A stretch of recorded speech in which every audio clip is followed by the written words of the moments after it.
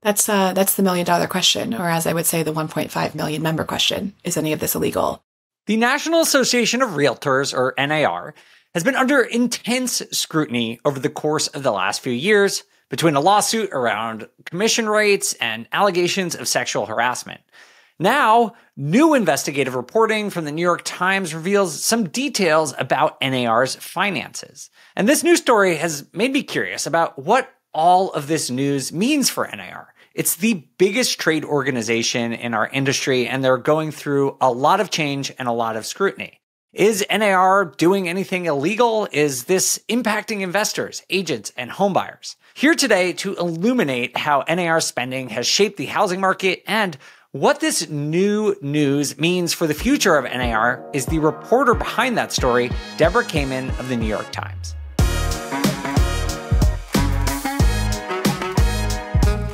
Hey everyone, it's Dave. Welcome to On the Market. We are bringing this conversation to you just a few days after the story broke. Now, it's important to note that at this point, because it's so new, NAR has not issued a formal response. We don't know if they will, but they haven't yet to this point.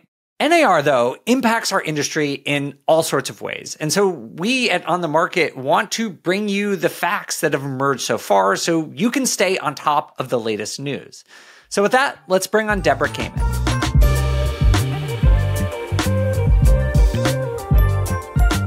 Debra, welcome back to the show. Thank you for being here. Thank you, Dave. It's always so nice to be here chatting with you. Yeah, if you all don't remember, Debra was last here back in March talking about the NAR Commission's lawsuit settlement. Maybe before we jump into the more breaking news right now, can you just give us a summary of sort of the last year and a half that NAR has had? Because they've been in the news quite a lot. They have been in the news quite a lot. They've had, I said this last year, but they've had a tough year this year as well. But the big story with NAR this year happened in March when you and I last spoke, when they accepted a settlement agreement after being sued in a lawsuit that concluded in October of the previous year over commissions. And the crux of the lawsuit was a handful of home sellers in Missouri accused NAR and a number of brokerages of price fixing and essentially artificially inflating the cost of real estate commissions. And they lost that lawsuit. And the final verdict was $1.8 billion with a B. Wow. And also those damages could potentially have been tripled because it was an antitrust suit. So they were looking at a really serious bill. So rather than pay that, they opted to settle in March. And when they settled, they also agreed to a number of very significant rule changes that really have altered the landscape of housing in the U.S. in one of the most significant ways we've seen in a really long time. Great summary. Thank you. And if anyone wants to catch up on that story, we have put out, I think, 2 or 3 different episodes on the implications of the NAR lawsuit. So you can definitely go check that out. When we talk about NAR, though, as well, I think it was maybe in 2023, the prior year, there was some turmoil with their leadership, right? Someone was accused of, what were they accused of again? The president of NAR, Kenny Parcell, was accused of sexual harassment. This was a story that we broke in the New York Times in August of 2023. And many women came forward alleging years of sexual harassment, not just from Kenny Parcell, also from other leaders, but the majority of the allegations were against him. And in the wake of that lawsuit, he did resign from his position.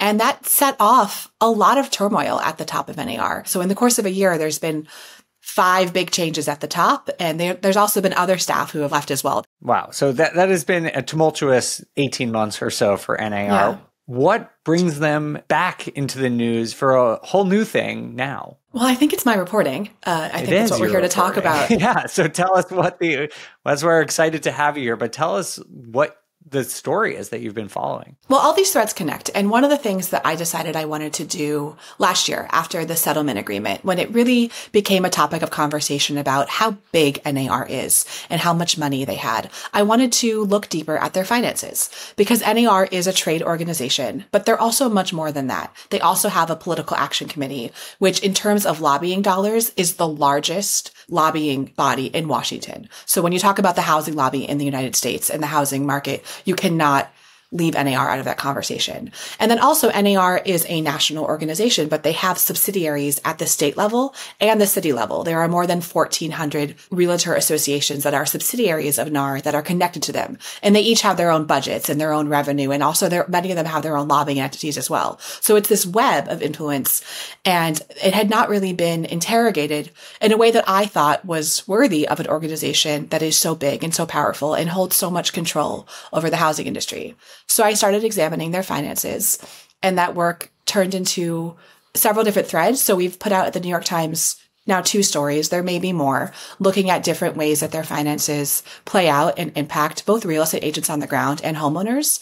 And a lot of the thesis of these stories is about a lack of transparency in the way they spend their money and a lack of awareness among the real estate agents who pay the dues that are the bulk of NAR's revenue about how those dollars are spent and where they go. Well, I'm excited to learn more about your reporting. I have a very simplistic question. I'm just naive about this. You said that they're a trade organization. They're also a lobbying group. What is the definition of a trade organization, and what is its intended purpose? That is a great question. So the trade organization, they're a 501c6. So they're a nonprofit organization. And it essentially just means that they are funded by membership dues. Their money comes from the fact that people pay to be a part of them. And because of that, because of the way tax law is written, what they do with that money has to serve those members who pay the dues. That's the simplest way. So if you're paying to be a member, they have to work for you. You're the boss in a sense. Okay. And then the lobbying group can be part of that, or is it separate? They are separate. They are connected. And there's a lot of interweaving and a lot of overlap. But a lobbying group is specifically designed as an entity that puts money towards political causes. And NAR's motto has always been that they are bipartisan. They are not Republican. They are not Democratic. Their goal with their lobbying arm is to put money towards causes that promote home ownership, real estate agents, the real estate industry, and the causes that the people who are part of the trade organization would believe in and would want advocated for in Washington. But in terms of how the organizations are designed, how they are categorized with the tax code, they are separate. Okay. Or they're supposed to be. Makes sense. But it stands to reason that a lot of the membership dues that real estate agents pay wind up in the lobbying arm because you said that's where their revenue comes from. So I'd imagine that's how they're funding their lobbying activities. Sort of. Not exactly. It's a little more complicated than that. And I'm happy to break it down with you. Tell me. So 87% of the revenue for NAR, the trade organization, comes from membership dues. In addition, every year members will get a bill saying these are what your dues are. And they actually have 3 parts because NAR has this 3-way agreement where if you're a member of NAR, you also have to be a member of your state real estate association and your local real estate association. It's required. So you get a bill for 3 different trade organizations. And on that bill, there's also a donation box. It's usually, I believe, $45, which is a donation to the Political Action Committee. That donation is technically voluntary. It is not required to be a member of NAR. I will say that I've spoken to many real estate agents who say that that bill comes with the box for the donation pre-checked. So sometimes you don't even realize that you're paying the donation. If you don't want to pay it, you have to go in there and manually uncheck it in many cases. And NAR even has a campaign called Don't Uncheck the Box, which is encouraging real estate agents to pay an additional $45 or whatever it is each year to their Political Action Committee as a donation. In addition, a lot of the conversation at NAR is about the impact of their advocacy work. NAR talks a lot about how they are so powerful in Washington and they are so effective and they've lobbied for things that help real estate agents and they are able to do that through membership dues and donations. And you are very heavily encouraged to donate. NAR even has a special conference each year for people who reach a certain tier of donations called President's Circle. And it's hard to rise through the ranks at NAR if you're not also active with the political side. Got it. They're connected. Thank you for that additional context of just how this organization is set up. What has your reporting over the last year or so uncovered about what they're doing with their lobbying activities? So my reporting has actually not been specifically about their lobbying activities themselves, but it's actually been about how money at the trade organization is being used potentially for political causes that members may not support. That was the most recent article that came out yesterday. We're recording this on Tuesday. The article was published on Monday. So one of the things that I started looking into when I was just exploring in general the finances of NAR is an affiliate organization that NAR created in 2020 called the American Property Owners Alliance. So they are also a nonprofit, just like NAR, although they're categorized slightly differently. NAR is a 501c6. They're a trade organization. And the American Property Owners Alliance is a 501c4. So that means they are a nonprofit whose goal is to promote social welfare or the common good. There's all these different classifications, 501c3, c4, c6, and it can feel like a bunch of mumbo jumbo, but it's important just to understand how they're categorized. So the American Property Owners Alliance is a 501c4. They were created by NAR. There was a vote that approved them, and their entire revenue comes every year from a grant that NAR gives them. Okay. So if you're looking at the dollars at NAR as a huge pot, you have 1.5 million members who in many cases have no choice. They have to be a member of NAR if they want to sell real estate in the US, because NAR controls access to a lot of the databases where homes are bought and sold. So they're paying dues so they can do their jobs. Those dues make up the bulk of their revenue. And then from that pot of revenue, NAR is writing a check every year to this affiliate organization, the American Property Owners Alliance. And I was really curious how they're spending their money, because many people appeared not to have heard of them. And a lot of real estate agents I talked to had no idea what they were or what they did. And I started looking into the grants that they're giving. And NAR talks a lot about how it is very bipartisan, but the grant giving activity of the American Property Owners Alliance points to a significantly partisan slant, and it is one that is to the right. The vast majority of the grants that they are giving are to organizations that are aligned with Republicans and right-wing causes. And some of them are very hot button culture war issues that some real estate agents would probably not agree with. They have to do with abortion. They have to do with critical race theory. They have to do with school choice. And I found it striking that so much money from membership dues is eventually ending up going towards causes that many agents probably would not want their dues going to, or at the very least would want to know that it's happening. So that's why I started reporting that story. So just so I make sure I understand, I think I do, but there's NAR, it's a trade organization.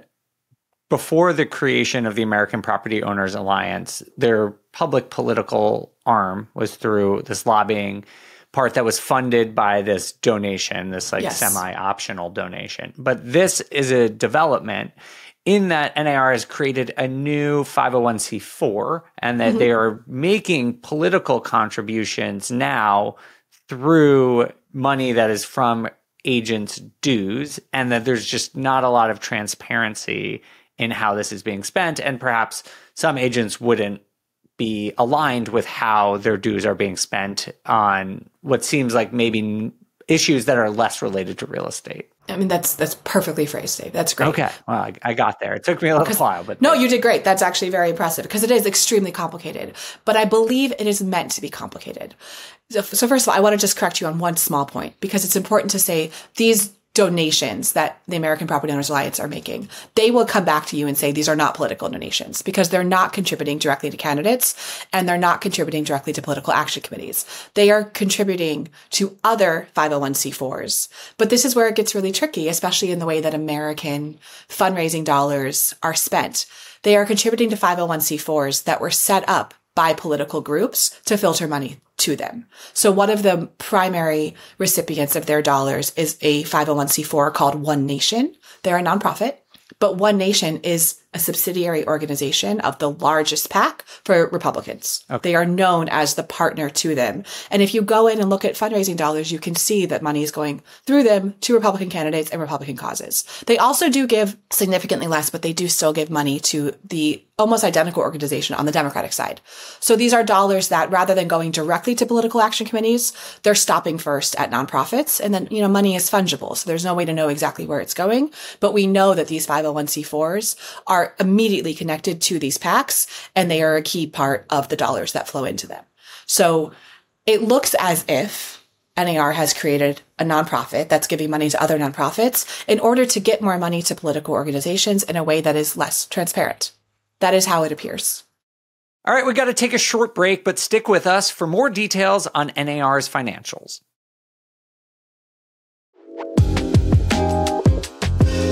Welcome back to On the Market. I'm here with reporter Debra Kamin talking about her latest reporting on the National Association of Realtors. So clearly there's a lot of layers here and perhaps intentional, but is any of this actually illegal, or is it just sort of hidden from member views, and that's the story? That's the $1 million question, or as I would say, the 1.5 million member question. Is any of this illegal? Okay. NAR and the American Property Owners Alliance insist that everything they do is within the tax code. And the tax code makes it so that it's not illegal for a nonprofit to give money to another nonprofit. And it allows 501c4s to participate in some lobbying activity, even if it's limited. I will say that illegal and unethical are not the same thing. And I will also say that I spoke to several attorneys who specialize in nonprofit funding. And I went over the grants with them. I told them what I had found, and they all said that this is something that raises flags. Mm-hmm. And we would not surprise them if the IRS wanted to look more closely at it. And I know this story is just developing, and thank you for sharing it with us when it's so new. Has NAR said anything about this American Property Owners Alliance, or what it's intended to do, or why they've set up their entities this way? Before I wrote the story, I reached out to NAR multiple times, and I also reached out to the American Property Owners Alliance. And I received a lot of written responses that repeatedly said that the organization is bipartisan and the organization gives money to organizations on both sides. That is true. That does also not tell the whole story, because they do give money to groups on both sides, but they give significantly more money to sides that are aligned with Republican and Republican causes. They also give money to groups that it's a mystery how they're connected to issues of housing or property rights. NAR created this organization, they said, because they wanted to have a specific organization to represent homeowners, property owners, and promote property rights. But a lot of their grant recipients have all these issues stated that have to do with education, that have to do with defense, that have to do with green energy or the lack of green energy. There's nothing about home ownership there. And I asked them specifically, how is this organization related to property rights? How is this one? They did not respond. I see. Sometimes I got a no comment. Sometimes I got answers that simply did not give a direct answer to those questions. They have not responded since the article was published, if that's also a question. I get that they say that they're bipartisan, and so this reveals some inconsistency between their public stance and what they're actually doing. But is it possible that the NAR has just decided that right-wing or Republican candidates or causes are more supportive of NAR's overall mission? I think that is possible. And I think there's nothing wrong with that if that's the case. I think the problem is, and many members would agree with me, that that's not what they're telling their members who are paying their dues. Right. You know, you can support whoever you want. That's fine. You just have to make sure that the people who are giving you the money you're using for that support know what you're doing and why you're doing it. And the paper trail has to line up with what's being said out loud. Otherwise, you can be accused of being dishonest. Yeah, right. So that part I totally get. I was just curious if they've mentioned anything about that. Have you, you said you talked to some members. Have you, what kind of reaction to this story have you heard from real estate agents? It's been both positive and negative. I have received a lot of emails from real estate agents who have thanked me for the reporting, who have said that they find themselves increasingly frustrated, mainly because in their mind, the dues that they pay to NAR are not voluntary and are not optional. And this brings in a much more complicated issue for which NAR is getting a lot of heat ever since the settlement, because a lot of agents feel that they are required to pay dues, but NAR is not representing their interests. So if these agents also have politics that don't align with the giving of the American Property Owners Alliance, or they simply don't want to have to pay dues that go towards an organization that is a major funder of two of the biggest anti-abortion groups in the US, they feel that they have no choice. And there's the frustration. NAR is also facing a number of lawsuits from its own members right now. I don't have the number offhand, but there's several. One of them is even a class action suit accusing them of requiring membership rather than making it voluntary.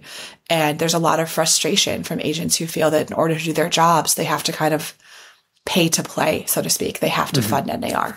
There's also been agents who feel that this reporting was unfair, and there are people who don't trust the media. And that's something that as journalists, we deal with, and we try to make it as clear as possible whenever we can, tell people that our job is simply to report the truth. And, I don't have any sort of stake in this game. This is my job. Real estate is my beat, and NAR is hugely powerful and influential in the real estate world. So I have an obligation as a reporter to look into them as carefully as I can and report things that are newsworthy.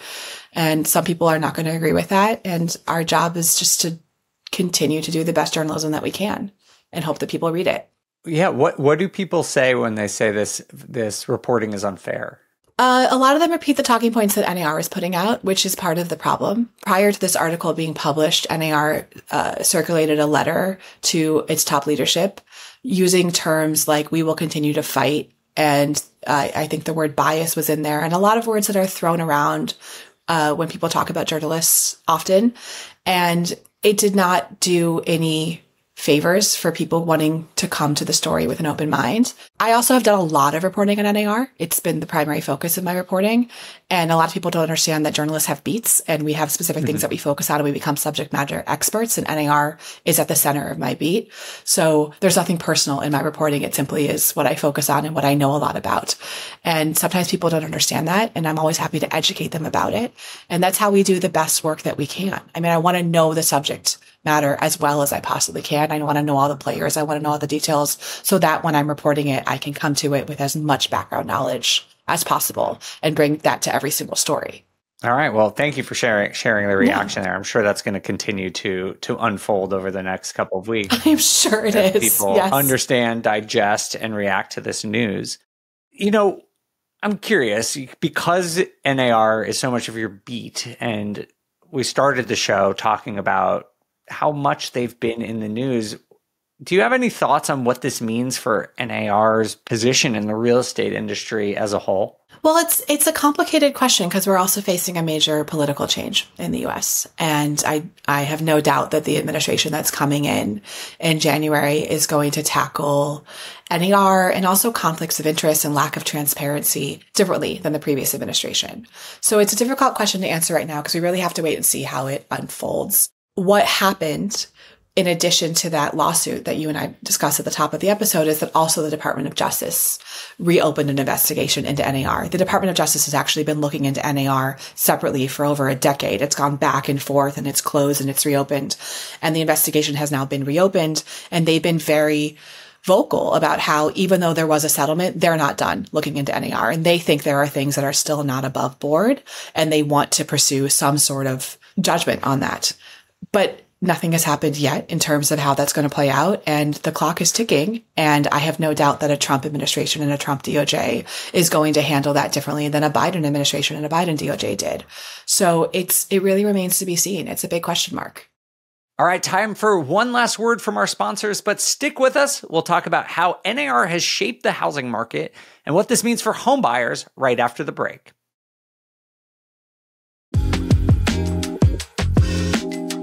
Welcome back to the show. Let's pick up where we left off. I want to ask what this means for home buyers or for real estate agents, but is it just too early to know? Well, again, it's a question without a simple answer, which is my favorite kind of question. But with the settlement, immediately when that settlement came through in March, the big question was, what does this mean for home buyers? And a lot of my reporting and also other journalist reporting really focus on the idea that in the long run, this is going to lower home prices because it's going to force commissions down. And there was a lot of pushback from within the real estate community about that. And we have now seen 3 preliminary studies about whether commissions have gone down as a result of the settlement. The biggest one, and the one that I personally feel is the most well-sourced and reliable, said that commissions have gone down, but there have been 2 others that have said that they haven't. Okay. So it's a really difficult thing to track so far. It's still very, very new. The settlement was only approved last month. Right. These things move very slowly. In my mind, the best people to speak to about this are economists and experts on long-term thinking and long-term shakeups of how things are paid for and how they work. And all the economists that I have spoken to have said that this will eventually force commissions down, which in turn will lower home prices because home prices, they bake in commissions, but it's going to take time. We're not going to see things happen like that. It's going to take several years. It also is going to take a lot of knowledge and accountability on behalf of home owners and home sellers who have to be willing to say to their agents, I don't want to pay you 6%. I want to negotiate. And then real estate commissions have always technically been negotiable, but the crux of that legal argument was that people didn't know they were negotiable, or when they tried to negotiate them, the agents wouldn't allow them. So home buyers and home sellers and the American consumers have to hold the real estate industry accountable for the changes that the settlement was supposed to bring in order to make sure they actually play out. Yeah, I see that every day. It just being in the real estate industry, it doesn't seem like much has changed dramatically, but We've brought on economists to talk about this on the show as well. And it does seem like the general thinking is that this will open the door to competition and to new ways of doing things. That takes time, like you said. And so this is just a story that's probably going to unfold over a while. I'm just curious, though, this might not necessarily impact homeowners in the short run, but these repeated stories, NAR being in the news constantly, it seems, over the last couple of years. Do you think this weakens them as an organization in any way, or is going to change their overall standing as such a powerful player in the real estate industry and as, sort of a national level organization that people know about? There is no doubt that this has weakened NAR in a number of ways. The primary one being their credibility. And I see this, I read the comments on my stories. The New York Times is a very well-read publication, and people do comment. And the number of comments that I see that show a lack of trust in real estate agents, a lack of desire to work with them. It's really actually the people it's hurt the most are the agents on the ground, many of whom are really good people who are just trying to make a living and have no other option than to be a member. The average home buyer, the average consumer, the average American is never going to interface with NAR as an entity, but they probably are going to buy or sell a home or rent a home or have some sort of interaction with a landlord or someone who is a member or involved with NAR. And there, the credibility has really been weakened, and there's a lot of frustration. If that frustration translates into real estate agents finally saying, we're not going to put up with this anymore, we're going to hold NAR accountable, then we will see a real shift. And it's starting. You see lawsuits from real estate agents who are suing their own trade organization. And you see that there has been the emergence of a small rival real estate trade organization, the American Real Estate Association, run by Jason Haber and Mauricio Umansky. And they are trying to offer an alternative. NAR's real power play is that they do still control these databases where homes are bought and sold. And so much of the way that we search for homes and consumers purchase homes has changed. But so much of the way homes are sold and the way the real estate industry functions has completely not changed for decades. So when those two things start to line up more and there is, like you said, new competition in the market, new ways technology can be brought in to help agents sell homes without having to go through the avenues that NAR controls, then I do think we'll see a broader weakening of their power. Well, Debra, thank you so much for coming and joining us today. This has been really helpful to understand what's going on with NAR. We really appreciate your time. My pleasure. Thank you for having me on. Thanks again to Debra, and thank you all so much for listening. Just a couple things. We did mention a couple of stories that Debra has published, as well as a few episodes that we've published here on the Market. We will put links to all of that in the notes below. And in addition, I'd love to know your thoughts. If you're a real estate agent, if you're in this industry, let me know what you think about all of the news surrounding NAR in the comments section. We'd appreciate hearing from you. Thanks again for listening. We'll see you next time for On the Market.